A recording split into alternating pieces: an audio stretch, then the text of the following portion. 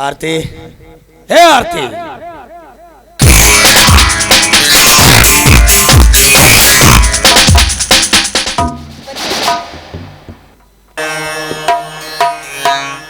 ಹೇಗಿದೆ ಸಂಸಾರ? ಎಲ್ಲ ಚೆನ್ನಾಗಿದೆ ತಾನೆ? ಯಾಕಣ್ಣ ಹೀಗೆ ಹೇಳ್ತಾ ಇದ್ದೀರಾ? ಹೇಳ್ಬೇಕಾಗತ್ತಮ್ಮ. ಪಾಪ ಶ್ರೀರಾಮನಂತ ಗಂಡ ಸೂಳೆ ಮನೆಯಲ್ಲಿ, ಹೆತ್ತವಳಿಂತ ಅತ್ತೆ ಸ್ಮಶಾನದಲ್ಲಿ, ಇದ್ದ ಬಿದ್ದ ಆಳುಗಳೆಲ್ಲ ಬೀದಿ ಪಾಲಾಗಿವೆ ಅಂದಮೇಲೆ ಒಂಟಿಯಾಗಿ ಇದ್ದ ಅವಲೇ ಹೆಣ್ಣಿನ ಪರಿಸ್ಥಿತಿ ಕೇಳಲೇಬೇಕಲ್ಲ. ಸಹಾಯ ಮಾಡೋರೇ ದೂರ ಆದ ಮೇಲೆ ಯಾರ ಸಹಾಯ ತಗೊಂಡು ನಾನೇನ್ ಮಾಡ್ಲಿ? ಯಾರ ಸಹಾಯವಿಲ್ಲದೆ ಬದುಕುವುದು ತುಂಬಾ ಕಷ್ಟ. ಬದುಕಬೇಕನ್ನೋ ಅವಶ್ಯಕತೆ ನನಗಿಲ್ಲ. ನೋಡಮ್ಮ, ಹಾಗಂದ್ಕೊಂಡು ಮನೆ ಬಾಗಿಲಿಗೆ ಬಂದ ಸುಖ ಸಂತೋಷವನ್ನು ನಿರಾಕರಿಸಬೇಡ. ಇನ್ನೂ ಚಿಕ್ಕ ವಯಸ್ಸು, ತುಂಬು ಯೌವನ, ನಿನ್ನ ಹರಿಯದ ಕುದಿ ಹಾರಿ ಹೋಗುತ್ತೆ. ನಿನ್ನ ಹರಿಯಕ್ಕೆ ತಕ್ಕ ಸುಖ ಕೊಡಬೇಕಾದ ನಿನ್ನ ಗಂಡ ಯಾವ ಸೂಳೆ ಕೊಡ್ತಾ ಇದ್ದಾನೆ.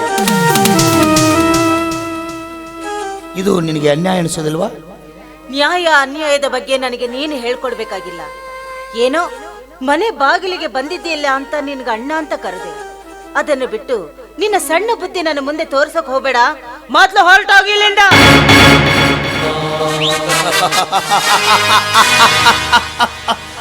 ನಾನು ಹೋಗೋದಕ್ಕೆ ಬಂದಿಲ್ಲ. ಈ ನಿನ್ನ ತುಂಬು ದೇಹದ ಸುಖ ಅನುಭವಿಸೋದಕ್ಕೆ ಬಂದಿದ್ದೇನೆ.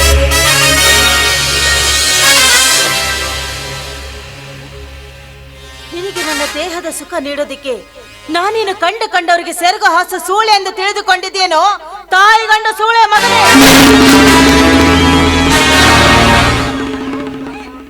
ನನ್ನ ಒಡ ಹುಟ್ಟಿದ ಅಣ್ಣ ಅಂತ ನಿನ್ನ ಬಾಯಿ ತುಂಬ ಕರೆದೆ.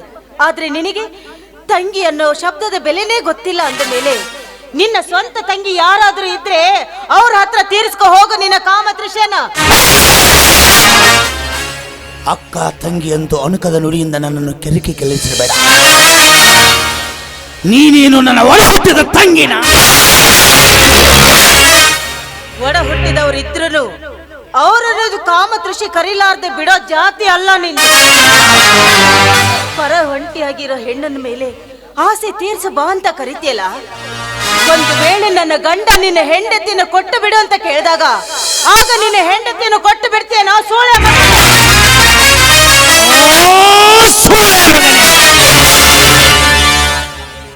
ಎಲ್ಲ ಚಿನಾಲಿ ಹೆಣ್ಣೆ,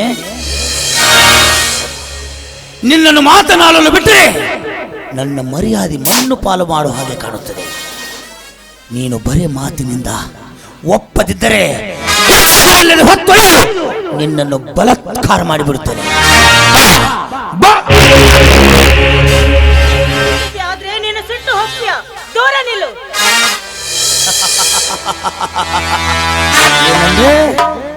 ನಿನ್ನನ್ನು ನಾನು ಮುಟ್ಟಿದ್ರೆ ಸುಟ್ಟು ಬೂದಿ ಆಗ್ತೀನ.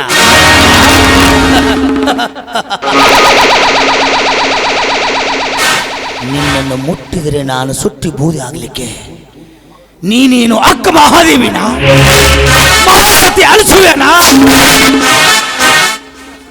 ಇಲ್ಲ ಸತ್ಯವಾದ ಸಾವಿತ್ರಿ. ಅವರಂತೆ ನಾನು ಒಂದು ಹೆಣ್ಣು ಅನ್ನೋದನ್ನು ಮಾತ್ರ ಮರಿಬೇಡ. ಪತಿವ್ರತೆಯಾದ ಹೆಣ್ಣು ಮನಸ್ಸು ಮಾಡಿದ್ರೆ ಸೂರ್ಯ ಹುಟ್ಟೋದನ್ನೇ ನಿಲ್ಲಿಸ್ತಾಳೆ, ಸೃಷ್ಟಿಸೋದನ್ನೇ ಭೂಮಿಗೆ ಬಾಯಿ ಬೆರೆಸುತ್ತಾಳೆ. ಒಂದು ವೇಳೆ ನನ್ನ ಪತಿವ್ರತೆ ಧರ್ಮಕ್ಕೆ ಏನಾದ್ರೂ ಧಕ್ಕೆ ಬಂದಿದ್ದೆ ಆದ್ರೆ ನಾನು ನಿಂತಲ್ಲೇ ಸುಟ್ಟು ಹೋಗುತ್ತೇನೆ. ಒಂದು ವೇಳೆ ನನ್ನಲ್ಲಿ ಆ ಶಕ್ತಿ ಇದ್ದಿದ್ದೆ ಆದ್ರೆ ನೀನು ನಿಂತಲ್ಲೇ ಸುಟ್ಟು ಬೂದಿ ಆಗ್ತೀಯ. ನೀನು ನಿಜವಾಗ್ಲೂ ಗಂಡಸೇ ಆಗಿದ್ರೆ, ನೀನು ನಿಮ್ಮ ಅಪ್ಪನಿಗೆ ಹುಟ್ಟಿದ್ದೇ ಆಗಿದ್ರೆ ಮುಟ್ಟು ಬಾ ನನ್ನ ಮೈನ. ಏನಂದ್ರೆ ಈ ಅಭಿಷೇಕ್ ಗೌಡನಿಗೆ ಗಂಡಸ್ತನಕ್ಕೆ ಸವಾಲಾಗ್ತಾ ಇದೆ.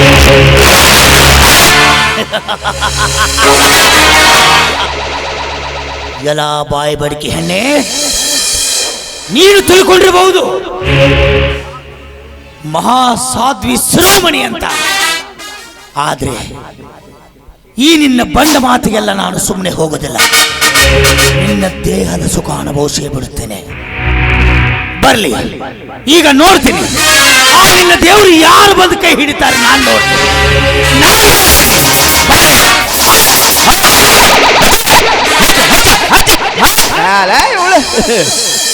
ನೀನು ಮಣ್ಣ ಕೊಡ್ತು ನಮ್ಗಳ ಮಣ್ಣ.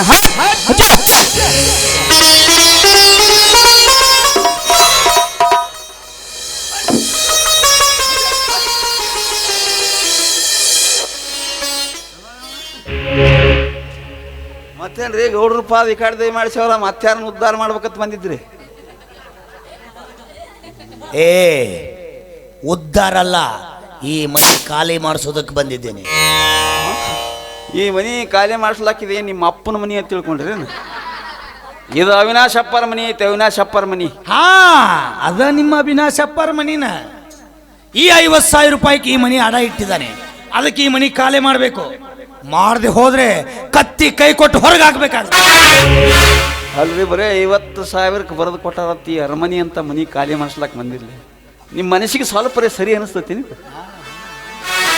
ಹಿಂದಕ್ಕೆ ಬರೀ 20,000ದಲ್ಲಿ ನಮ್ಮ ಆಸ್ತಿನ ಎತ್ತಿ ಹಾಕಿದ್ದಲ್ಲ ನಿಮ್ಮ ಅಪ್ಪನ ಅಪ್ಪ ಮುತ್ಯ. ಆವಾಗ ನಮಗೆ ಹಂಗಾಗಿರ್ಬೇಕು. ಈಗ ಬರೀ ಬಾಯಿ ಮಾತಲ್ಲಿ ಹೊರಗೆ ಹೋದ್ರೆ ಸರಿ, ಇಲ್ಲವಾದ್ರೆ ಕತ್ತಿಗೆ ಕೈ ಕೊಟ್ಟು ಹೊರಗೆ ಹಾಕ್ಬೇಕಾಗತ್ತದೆ. ಎಚ್ಚರ.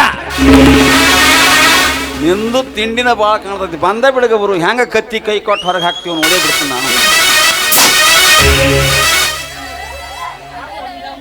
ನೀ ಸುಮ್ಮನಿರು, ಅವ್ರಿಗೇನು ಮಾತಾಡ್ಬೇಡ.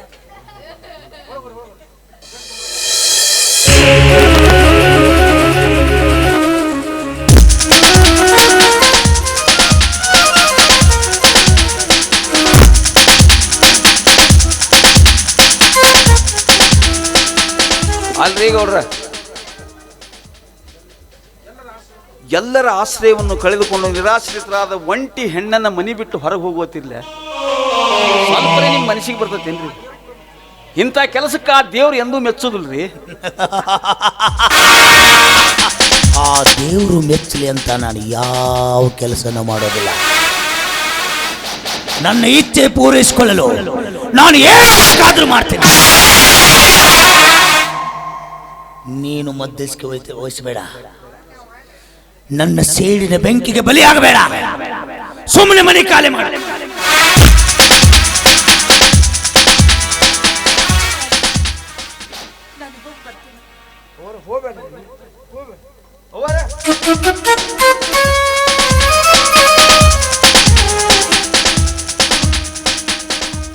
ಗೌಡ್ರ, ನಿಮಗೇನು ಚಲೋ ಸಾವು ಬರಂಗಿಲ್ಲ. ಮಠ ಮಧ್ಯಾಹ್ನದಾಗರೆ ಹೊಕ್ಕಿರಿ, ಇಲ್ಲ ಅಂದ್ರೆ ಹುಳ ಬಿದ್ದರೆ ಸಾಯ್ತೀರಿ. ಮನಸ್ಸಿನೊಳಗೆ ಯಾವುದು ಕಪಟ ಗುಣ ಇರಲಾರ್ದಂಥ ಇಂಥ ಒಳ್ಳೆ ಜೀವಿಗಳ ಬದುಕನ್ನೇ ಬೀದಿ ಪಾಲು ಮಾಡಿದ ನೀವು, ನಾಳೆ ನಿಮ್ಮ ಬಾಳು ಬೀದಿ ನಾಯಿಗೆ ಬ್ಯಾಡ ಅನ್ನೋಂಥ ಪರಿಸ್ಥಿತಿ ಬರಲಿಲ್ಲ ಅಂದ್ರೆ ನನ್ನ ಹೆಸರು ಕಿಲಾಡಿ ರಾಮ ಅಂತ ಕರಿಬೇಡ. ಮನುಷ್ಯನಿಗೆ ಮನುಷ್ಯ ದ್ರೋಹ ಬಗೆದ್ರೆ ಅದಕ್ಕೆ ತಕ್ಕ ಶಿಕ್ಷೆ ಕೊಡಾಕ ದೇವರು ಅನಿಸ್ಕೊಂಡು ಒಬ್ಬ ಮ್ಯಾಗಿರ್ತಾನೆ. ಅದೀಗ ನಿಮಗಾಗೈತಿ. ಮನೆಗೆ ಹೋದ ಮೇಲೆ ನಿಮ್ಮ ಪಾಪಕ್ಕೆ ತಕ್ಕ ಪ್ರಾಯಶ್ಚಿತ್ತ ಏನು ಅನ್ನೋದು ಗೊತ್ತಾಗತ್ತೆ. ಏನ್ ಹೇಳ್ತಾ ಇದೀಯ?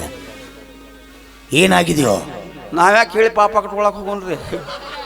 ಅದೇನೋ ಅಂತಾರಲ್ರಿ, ಮಾಡಿದವ್ರ ಪಾಪ ಆಡಿದವ್ರು ಕಳೆದ್ರ. ಈಗ ನಿಮ್ಮ ಪರಿಸ್ಥಿತಿ ಹೆಂಗಾಗೈತಿ ಅಂದ್ರೆ ಮನಿ ಜೋಳ ಮಂದಿ ಕೊಟ್ಟು ಮತ್ತೊಬ್ಬರ ಜೋಳ ಹಾಡ್ಯಾಡಿ ಬೀಸಿದ್ರತ್ತ ಹಂಗಾಗೈತಿ. ಅಲ್ರಿಪ್ಪ, ನಮ್ಮ ಡುಬ್ಬನ ನಮಗೆ ಕಾಣೋದಿಲ್ಲ. ನಾವ್ಯಾಕೆ ಮಂದಿ ಡುಬ್ಬದ ಮ್ಯಾಕ ಕೈಯಾಡ್ಸಕ್ ಹೋಗೋರು? ಏನಾಗೈತೆ ಹೇಳೋ? ಏನಾಗೈತೆ ಅಂತ ನಾ ಬಾಯಿ ಬಿಚ್ಚಿ ಹೇಳಿದ್ರೆ ನಿಮ್ಮ ಕಿವಿಗೆ ಸಿಡ್ಲು ಬಡಿದೈತಿ, ಹೃದಯದೊಳಗೆ ಸುನಾಮಿ ಯಾಕೆ ಕೇಳೋರಾಗಿದ್ರಿ ಅಂದ್ರೆ ಕಿವಿಯಾಗಿ ಹೇಳ್ತಾನೆ ಬರ್ರಿ.